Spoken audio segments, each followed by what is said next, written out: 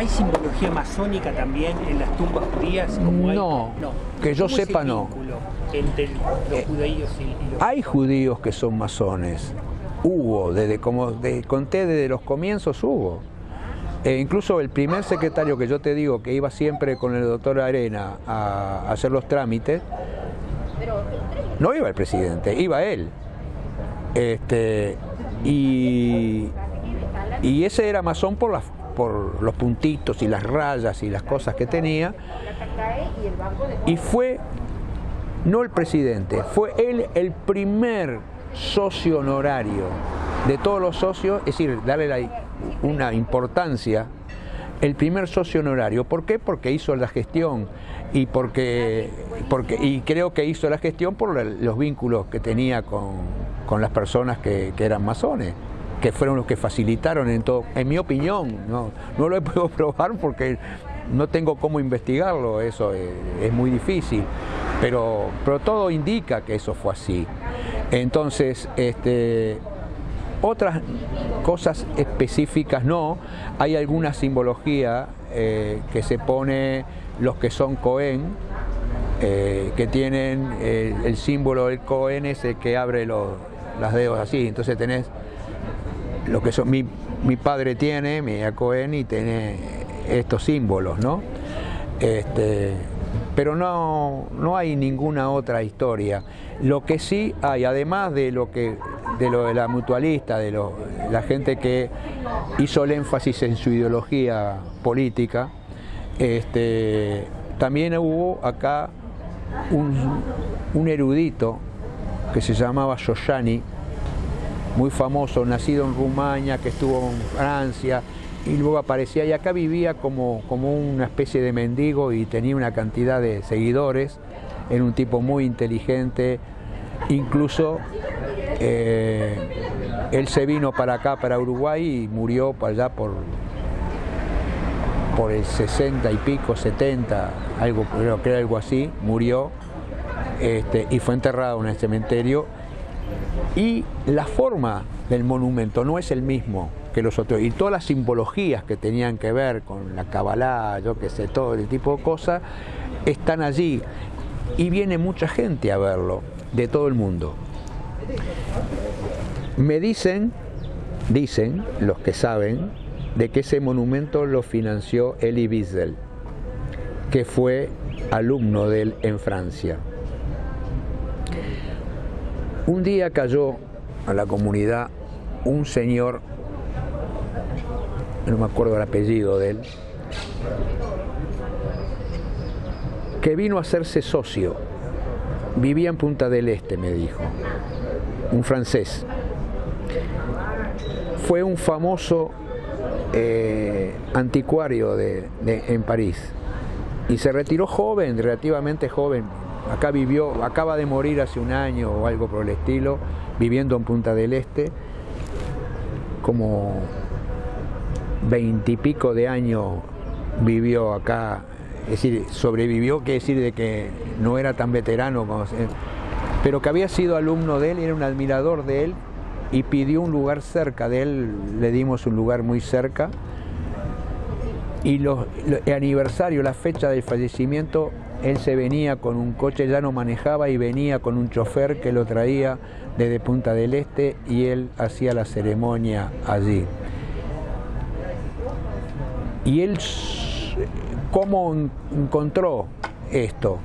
Sabía que había salido un libro hecho por un francés, un periodista francés hizo un libro sobre la vida de este hombre, y dijo que estaba enterrado acá, y él vino en esos cruceros, y se bajó acá del crucero, y él tomó un taxi y dijo: quiero ir al cementerio israelita de La Paz, y fue y pidió que le indicaran, y él se quedó allí, y tanta impresión tenía de que al poco tiempo fue que vino a instalarse acá. ¿Por qué la permanencia? ¿Dónde ir a recordar? La perpetuidad del entierro es un elemento absolutamente esencial. Nosotros necesitamos tener un lugar donde ir a recordar a nuestros padres, para hablar Pero además, ¿eso por qué? Porque en las fuentes judías se dice, hay un lugar en que se dice de que uno debe saber de dónde proviene para saber a dónde tiene que ir. Y además te pone, alguien te va a juzgar. En realidad, quien los religiosos y todo lo demás, ese alguien es Dios. Pero en rigor estricto, acá uno tiene que saber la primera parte. Uno tiene que saber de dónde viene para saber dónde ir. ¿Por qué? Porque las raíces de cada uno de nosotros son importantes reconocerlas. Porque nosotros, todas las personas, hemos recibido de nuestros padres, en primera instancia, una cantidad de cosas durante toda nuestra vida. No solo lo que se dice, sino más bien lo que hacemos, las conductas que tenemos. Y nosotros a nivel inconsciente o consciente a veces, la menor de las veces conscientemente y la mayor de las veces inconscientemente, algunas de esas cosas nos caben, nos sentimos como parte nuestra y lo dejamos incorporado a tal punto de que uno luego no se puede despegar de eso. Vos no te das cuenta, hasta mientras viven tus padres a veces, no te das cuenta que haces una cantidad de cosas que viste que ellos hicieron y vos te sentís obligado a hacerlo. Porque sentiste que era correcto, porque sentiste que era bueno y todo lo demás. Y eso se va incorporando y eso se va dando de... Nuestros padres lo recibieron de sus padres y sus padres lo recibieron de sus padres y así sucesivamente. Entonces eso nos da una sensación, cuando empezamos a tener ciertos valores propios, que es parte de una identidad que uno tiene, es lo que te permite, eso te permite tener una solidez para saber a dónde tenés que ir. Cuando vos sos parte de una familia, por ejemplo, disfuncionada, tenés dificultades para saber a dónde tenés que ir. Cuando vos tenés solidez, te sentís que sos parte de algo, ahí es donde vos tenés más fuerza para orientarte. Entonces, todo esto, cuando vos tenés a perpetuidad, te permiten tener un lugar donde podés llegar para entender a veces por qué vos no podés hacer algunas cosas que de repente te exigen hacerlo. Yo muchas veces en mi vida que me iba a poder ser más fácil aceptar hacer ciertas cosas que no hacerlas, que me tomaba el coche y me iba a hablar con mi viejo. Es decir, no estoy loco, ¿no? Y ahí entendías que vos hay cosas que no las podés sacártela, no podés transar. Y los nietos que tenemos, los abuelos desaparecidos en Auschwitz. Claro, y ahí tenés el tema